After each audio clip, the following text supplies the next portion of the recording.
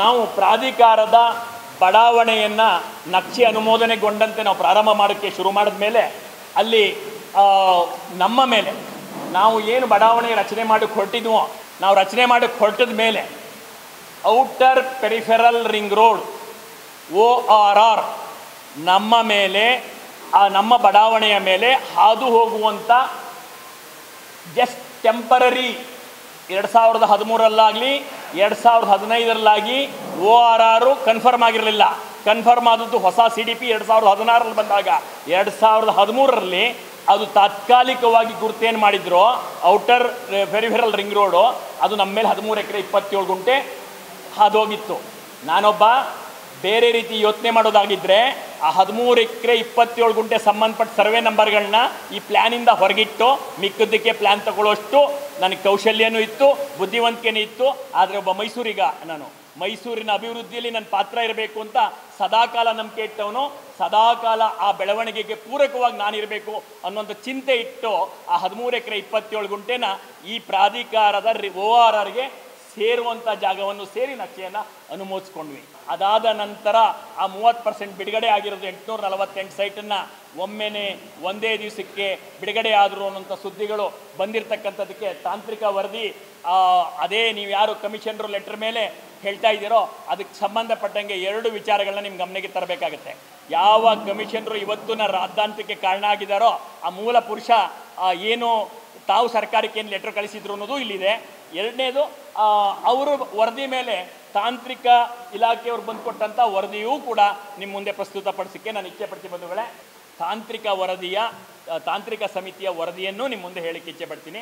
ಅದಾದಮೇಲೆ ಬಡಾವಣೆ ಒಂದು ಕಡೆ ಆ 30% ಸೇರಿ ಖಾತೆ ಆಗಿ 848 ಖಾತೆ ಆಗಿರ್ತಕ್ಕಂಥ ಒಂದೇ ದಿನದಲ್ಲಿ ಎನ್ನುವಂಥದ್ದ ವಿಚಾರವನ್ನು ಬಹಳ ಜನ ತುಂಬ ಕಡೆ ಹೇಳ್ತಾ ಇದ್ರು. ನಿಮಗೆ ಅದಕ್ಕೆ ನಾನು ಹೇಳುವುದಾದರೆ ಎಷ್ಟು ದಿವಸದಲ್ಲಿ ಆಯಿತು ಅನ್ನೋದನ್ನ ತಾಂತ್ರಿಕ ವರದಿಯಲ್ಲಿ ಕೊಟ್ಟಿದ್ದಾರೆ. ಅದನ್ನು ಕೂಡ ನಿಮ್ಮ ಗಮನಕ್ಕೆ ನಾನು ತರುವಂಥದ್ದಕ್ಕೆ ಇಚ್ಛೆ ಪಡ್ತೀನಿ. 2ನೇ ಪ್ಲ್ಯಾನ್ಗೆ ಮೈಸೂರು ತಾಲೂಕು ಬಲ್ಲಳ್ಳಿ ಗ್ರಾಮದ ಸರ್ವೆ ನಂಬರ್ಗಳಿಗೆ 288 ನಿವೇಶನಗಳು 7 ದಿನಗಳು. 3ನೇ ಪ್ಲ್ಯಾನ್ಗೆ ಸಂಬಂಧಪಟ್ಟಂತೆ 181 ನಿವೇಶನಗಳು 6 ದಿನಗಳು. ಕೊನೆ ಇದಕ್ಕೆ 179 ನಿವೇಶನಗಳು 3 ದಿನಗಳು. ಸತ್ಯಕ್ಕೆ ದೂರವಾದ ವರದಿಯನ್ನು ಜನರಿಗೆ ಅದು ಆ ಸನ್ನಿವೇಶಕ್ಕೆ ಏನೋ ಅಂತ ಅನ್ಕೋತಾರೆ ಅನ್ನೋ ದೃಷ್ಟಿಯಲ್ಲಿ ಪ್ರಸಾರ ಆದರೆ ಅದು ವ್ಯವಸ್ಥೆ ದೃಷ್ಟಿಯಲ್ಲಿ ತಪ್ಪಾಗುತ್ತೆ ಅನ್ನೋದಕ್ಕೆ ತಾಂತ್ರಿಕ ವರದಿ ಕೊಟ್ಟಂಥ ವರದಿಯನ್ನು ನಿಮ್ಮ ಮುಂದೆ ಇಡ್ತಾ ಇದ್ದೀನಿ. ಪ್ರಾಧಿಕಾರ ಸಭೆ ಒಂದೇ ನಿರ್ಣಯದಲ್ಲಿ ಆಗೋಗಿದೆ. ಅದು ಪ್ರಾಧಿಕಾರ ಸಭೆಯಲ್ಲಿ ಒಂದೇ ನಿರ್ಣಯದಲ್ಲಿ ಆಗಿರೋದು. ಸೊ ಒಂದೇ ನಿರ್ಣಯದಲ್ಲಿ ಆಗೋದಂಥದ್ದನ್ನು ನಮಗೆ ಇದು ಅವರು ಆದೇಶ ಮಾಡಿರೋದು. ಖಾತೆ ಬಂದಿರೋ ದಿನಾಂಕಗಳು ತುಂಬ ಬಂದಿರ್ತವೆ. ಒಂದು ದಿನಕ್ಕೆ ಬರೋಕ್ಕೆ ಸಾಧ್ಯ ಇಲ್ಲ. ಎಲ್ಲರಿಗೂ ಏನಿರ್ತವೆ ಆದೇಶ 4 ಫೈಲ್ ಆದರೆ 4 ಫೈಲಿಗೆ ಸೈನ್ ಹಾಕಿರ್ತಾರೆ. ಅದು ಒಂದೇ ಸಂಸ್ಥೆ ಹೆಸರಿಗಾಗಿರೋದು. 888 ಜನ ಹೆಸರಿಗಾಗಿರೋ ಖಾತೆ ಅಲ್ಲ ಇದು. ನಮ್ಮದೇ ಜಾಗದ ಖಾತೆಯನ್ನು ಪ್ರಾಧಿಕಾರವು ಜ್ಞಾನಗಂಗಾ ಗೃಹ ನಿರ್ಮಾಣ ಸಹಕಾರ ಸಂಘದ ಹೆಸರಿಗೆ ಮಾಡಿರ್ತಕ್ಕಂಥ ಖಾತೆಯೇ ಹೊರತು ಸಾರ್ವಜನಿಕರು ಮೆಂಬರ್ಸ್ ಹೆಸರಿಗೆ ಅಲ್ಲ. ನಿಮ್ಮೆಲ್ಲರಿಗೂ ಮಾಹಿತಿಗೆ ಒಂದು ವಿಚಾರವನ್ನು ಹೇಳ್ತೀನಿ. ಖಾತೆ ಮಾಡೋ ಅಧಿಕಾರ ಪ್ರಾಧಿಕಾರಕ್ಕೆ ಇಲ್ಲ. ಮೈಸೂರು ನಗರ ಪ್ರಾಧಿಕಾರ ಭಾಳ ವರ್ಷಗಳಿಂದ ಇದು ನಿಯಮವನ್ನು ಪಾಲಿಸ್ಕೊಂಡ್ಬಂದಿದೆ. ಅದಕ್ಕೆ ನಡೀತಾ ಇದೆ. ಖಾತೆ ಮಾಡಬೇಕಾದವ್ರು ಅಥಾರಿಟಿ ಯಾರು ಅಂದರೆ ಲೋಕಲ್ ಬಾಡೀಸು. ಅದು ಗ್ರಾಮ ಪಂಚಾಯತಿ ಇರ್ಬೋದು, ತಾಲೂಕು ಅರ್ಬನ್ ಬಾಡಿಗಳು ಯಾವುದಿರ್ಬೋದು, ಕಾರ್ಪೊರೇಷನ್ ಇರ್ಬೋದು, ಅವ್ರು ಮಾಡಬೇಕೇ ಹೊರತು ಪ್ರಾಧಿಕಾರ ಅಲ್ಲ. ಆ ವಿಚಾರವನ್ನು ಯಾರೂ ಸೂಕ್ಷ್ಮವಾಗಿ ಗಮನಿಸದಿದ್ದು ಒಂದು ಭಾಗ ನಡ್ಕೊಂಡು ಹೋಗ್ತಿದೆ, ವ್ಯವಸ್ಥೆ ನಡ್ಕೊಂಡು ಹೋಗ್ತಾ ಇದೆ. ನಾನು ನಿಮಗೆ ಪ್ರಕರಣ ಮತ್ತು ಅಕ್ರಮ ಅಂತ ಹೇಳೋಕೆ ಹೋದರೆ ಕೊನೆಯೇ ಇರಲ್ಲ.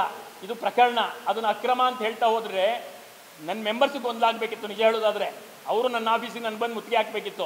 ಅವರಿಗೆ ಕಾನ್ಫಿಡೆನ್ಸ್ ಇದೆ, ರಾಜೀವ್ನಲ್ಲಿ ನಂಬಿಕೆ ಇದೆ, ಜ್ಞಾನಗಂಗಾ ಗೃಹ ನಿರ್ಮಾಣ ಸಹಕಾರ ಸಂಘದಲ್ಲಿ ನಂಬಿಕೆ ಇದೆ.